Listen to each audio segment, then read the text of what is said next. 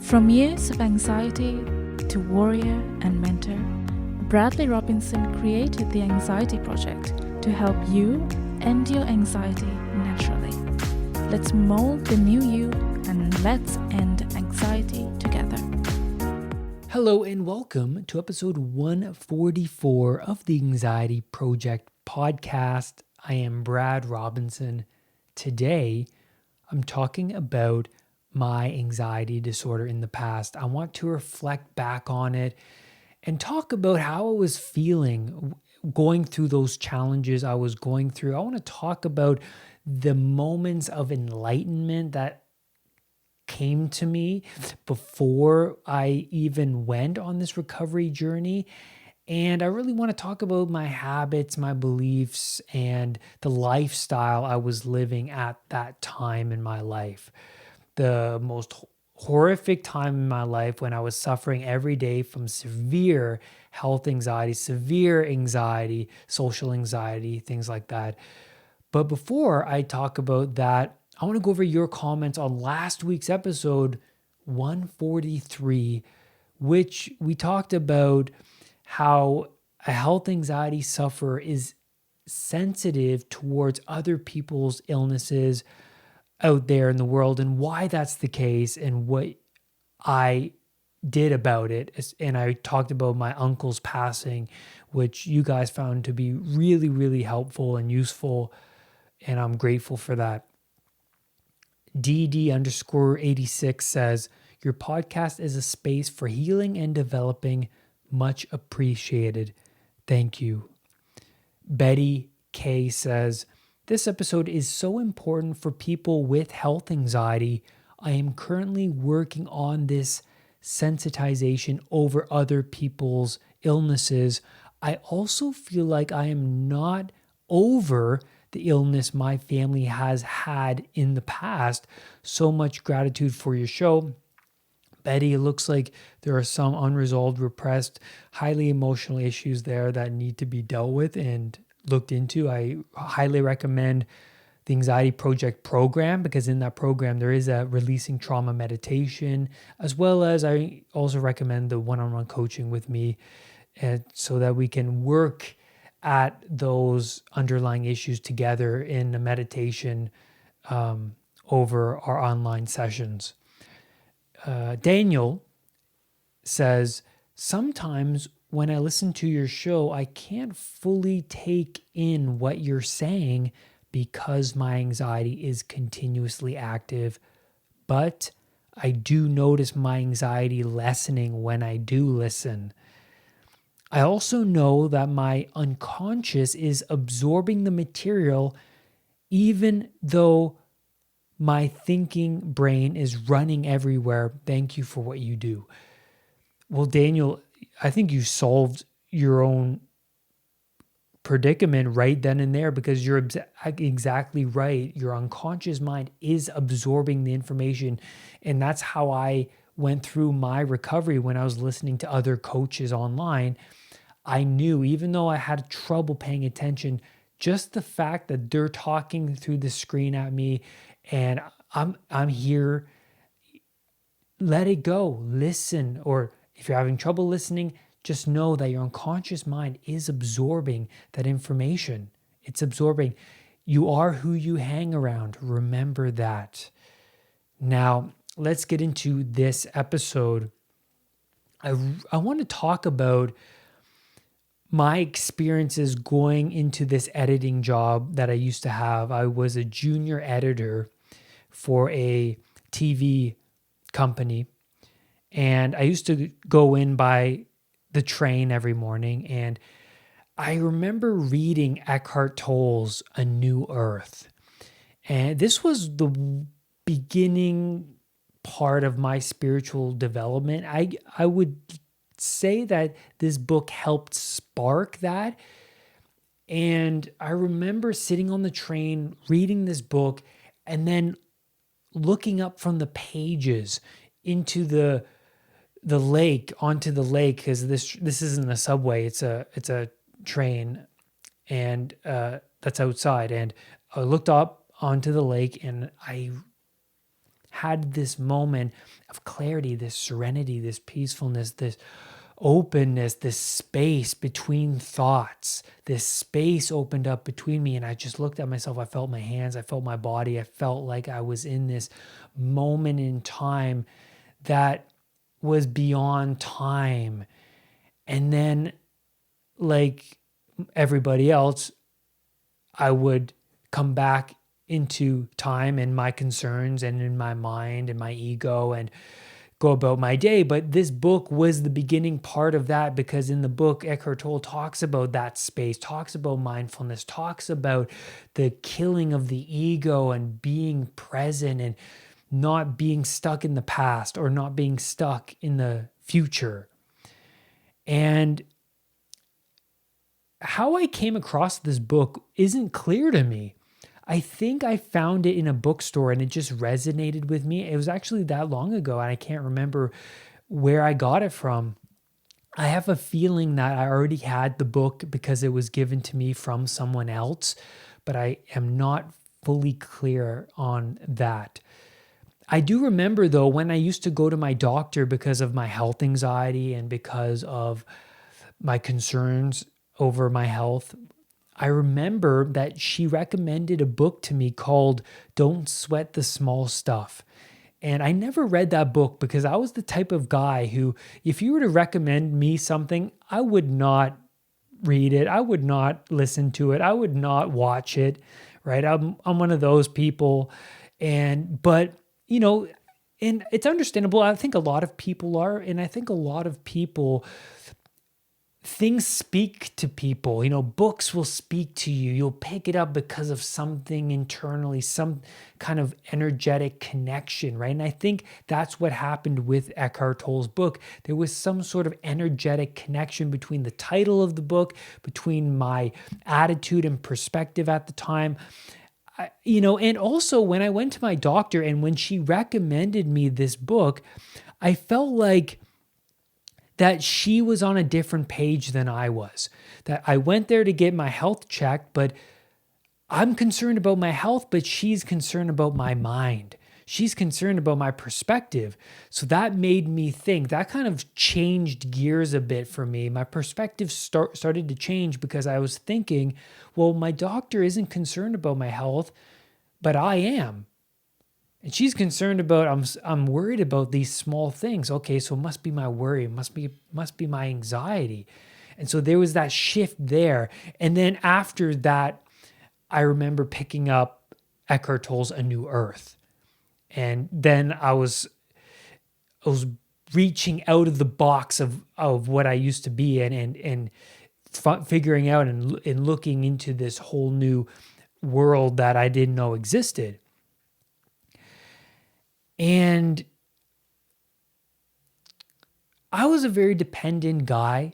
A lot of health anxiety sufferers are, and we are, this dependency through childhood into teenage years and even into adulthood can last for a longer period of time nowadays, because we can easily stay at home with our parents and not move out. And usually that's the case because of how expensive it is to live nowadays, but also it's the pleasure island phase and the extension of that phase into adulthood, not taking on really serious responsibilities because of the environment and consumeristic, materialistic environment, the sheltered environment that we can easily stay in.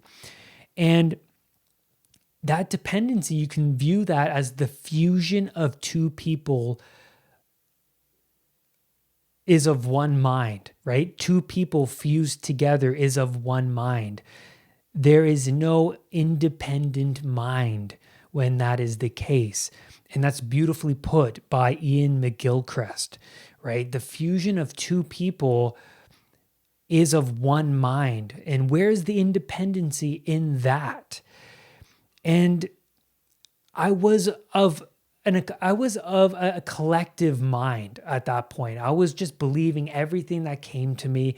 I mirrored other people and followed along. I was a follower. I didn't have my own solid belief system, value system. I didn't have a strong moral foundation beneath me. And the pyramid of my being was upside down. And what that means is the wide part of the pyramid, the bottom part of the pyramid, was at my head, and the tip of the pyramid was non-existent. It was the bottom part, right? Non-existent deep within my unconscious mind. So the wide part being the dominant force and the point being non-existent. So what that means is the pyramid needed to be flipped around because I was an open book, right? I was this doorway that has been left open. There needed a point, right? There needed to be a solid foundation for me, order, right? The wide part of the pyramid is just open chaos. And that's what was dominant in me for so long. There needed to be a point in my life. There needed to be order. There needed to be a goal, a strong value system, belief system within me. But growing up, obviously that's developed through other people because that wide part of the pyramid is open all throughout childhood. We're absorbing, we're following, but there needs to be a point in your life coming to adulthood where you need to develop a strong, firm belief system, what you want to take on in your life. What are your goals? What do you want to pursue? What do you want to believe? What do you value in your life? What are the habits that you value in your life? So there needs to be a sacrificial point in your transition from a childhood to adulthood where you sacrifice the things that aren't working for you. But in my case, there was no sacrificing. I was a child throughout my mid-20s. And I didn't want to take on responsibility. I wanted to live on Pleasure Island. I was leaving the door open to my house, metaphorically speaking. I was leaving the door open and I was coming back to the house a month later and everything inside was stolen. There's weeds growing, there's fungus, there's mold, there's animals in there. The house is a disaster, right? I left the door open. And I've left the door open for a long time in my life. And what happens when you leave the door open? Chaos comes in, right? There's no order anymore. The order that's supposed to be you in that house left the building. And so what happens? Everything gets stolen and the house, you get the picture, right? So there was a paradox in my life. The impulsive behaviors were a temporary feel good, right? All of those bad habits that I would engage in every day, they were temporary. And ultimately, they were causing me more pain because one bad impulsive behavior would generate 5 snakes from them, right? So say you are drinking that night because you're feeling anxious and worried and concerned about the day tomorrow. Well, that one act of drinking is going to cause you to first repress all of your emotional concerns. It's going to possibly cause you a headache. It's possibly going to make you feel like crappy tomorrow. It's going to enhance your depression, things like that. So there are many bad outcomes to one impulsive pleasure. So my past self, I would engage in so many different impulsive habits that would make me feel good for the moment, but many snakes would come about from that one habit. And all of those snakes would add up and thus making my life more chaotic. Right? So I was building, I was adding fuel to the already underlying challenges I was repressing already. Like my past trauma with health anxiety, with health concerns, my past trauma with anxiety attacks. all of those things were there already, but I was adding to them by all of these impulsive habits that were inevitably causing me more chaos in my life. And I read a book a while ago.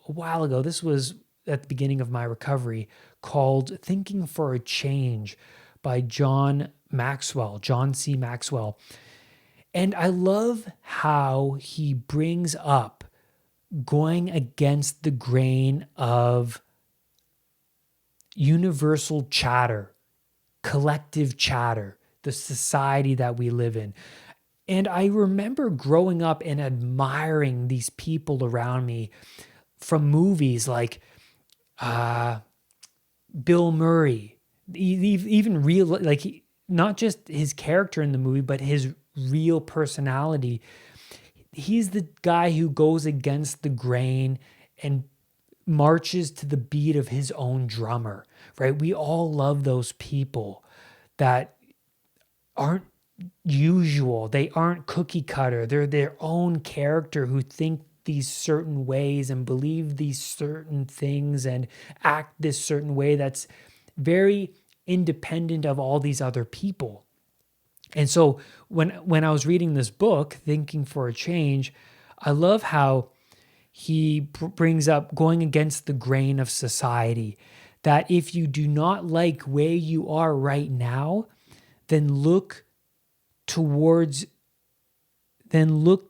yourself rather than shaking your fist up at God. Look inwards at yourself rather than shaking your fist up at the world. It's not the world that's at fault for your life. I mean, there are tragedies, there are circumstances where people are so unlucky, but there's no use shaking your fist up at God when you can improve things in your life to manifest the things that you want to manifest. You can lessen the chaos. You can lessen that chaos, right? And it was through my actions and it was through my sacrifices that things got better, right? What can I do today that can make things better in my life? Well, if I spend time reading this self-help book rather than watching TV, yeah. And this is how I thought. I'm telling you my thinking during my recovery.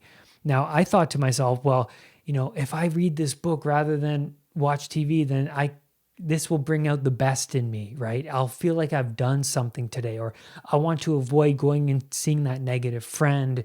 And then I would rather watch my mentors on YouTube talk about important topics that will help better my life. And, I'm better to meditate rather than waking up later in the day. I feel like if I sacrifice sleeping in and I wake up earlier, I feel like I've done more with myself. So I started to do these actions and I discovered it was difficult, but I felt like at the end of the day, I did something that was beyond me, that was challenging to me, and that I didn't do before. And the fact that I did it made me feel good. It produced that dopamine kick. And we all need that goal, having that goal of, I want to recover from anxiety. I want to recover from this health anxiety. Having that goal reduced my drifting, because I was a drifter, right? Being on Peter Pan on that island for a long time throughout my 20s, I was a drifter. And with drifting comes depression, right? Because deep down that time is ticking and you're not doing anything. You're not pursuing that goal. You're going on Instagram and you're seeing people that are accomplishing great things and you're here, drifting along. And that causes a lot of depression, not having an aim. There's no aim in your life. There's no tip of the pyramid, right? It's just all flat surface. It's the bottom part of the pyramid that's at the top, right? And there's no rock for you to push uphill, right? That's Sisyphus, right? The guy in Greek mythology pushes up the rock of the hill and it rolls back down, and he pushes it back up again because it gives him something to do. There's at least an aim, right? There's at least that aim. And I was a drifter throughout my mid-20s, and taking drugs during that time of drifting, like a lot of people do during that time, looking back, this was an unconscious longing for the sacredness, for spiritual expression, right? I wanted to express this part of me that I couldn't get, but through taking drugs, I got. And so I now see that I was always yearning for this deep expression. And later I got that through different practices like breathing exercises and meditation and things like that. And through my depression, I remember thinking I could never get there. You know, being on Instagram, being on YouTube and seeing famous people accomplish things, you know, it made me feel bad because I knew deep down I'm just sitting here drifting. I don't know what to do with my time. I don't know what to do. I know I should be taking on some sort of responsibility, but I'm not doing that. And so the more I acted out this rebellious Peter Pan lifestyle, the more this lifestyle supported this weak belief of I could never get there. And so I want to talk about the beginning challenges of my recovery, like the challenges that brought the best out of me. So sacrificing my time with my negative friends, you know, smoking weed, watching movies, not really doing anything, walking around town, going to get a coffee and eating McDonald's, things like that. I started to sacrifice that. I got rid of that. And then in replace of that, I would be at Starbucks or at any other coffee shop, just reading and watching my mentors on YouTube talk about ways to improve your life, exercises that you can do to improve yourself and your mental health, strategies, techniques, just learning about anxiety in general. I was just obsessed over that because I hated where I was in my life. I hated who I was. I hated that guy I used to be. I hated him. And I knew I hated myself for a long time, but, you know, like most people, repressed it, blocked it out, right? Blocked it out. And continue to do what's familiar. Continue to do the habits that you're used to doing. Smoking weed, eating Cheetos, watching Netflix. It's hard to break those habits because you're so used to them. They're ingrained. They're a program within you. They're like an app that you need to uninstall. So when I started to replace one bad habit with a great habit, I recognized that by the end of the day, I would feel better that I did something useful, and I felt like it brought out the best in me. And I also thought at least all those other horrible things that I used to do, they didn't happen today. Like they would in the past. They didn't happen today. That made me feel good too.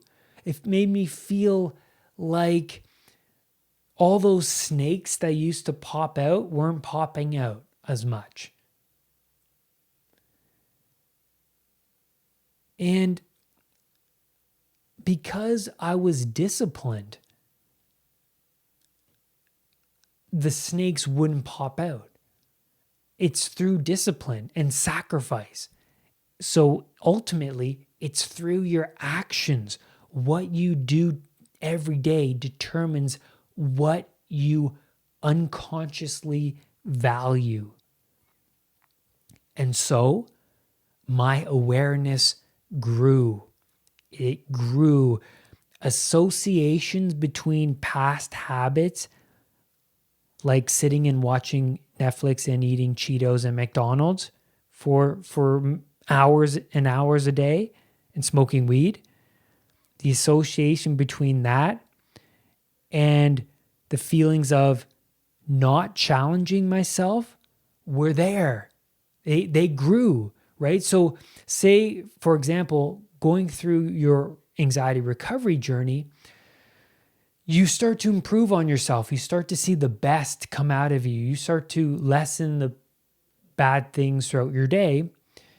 But then also you have this awareness of you're on the couch watching TV now, watching Netflix for an hour, 2 hours go by, and then another hour goes by.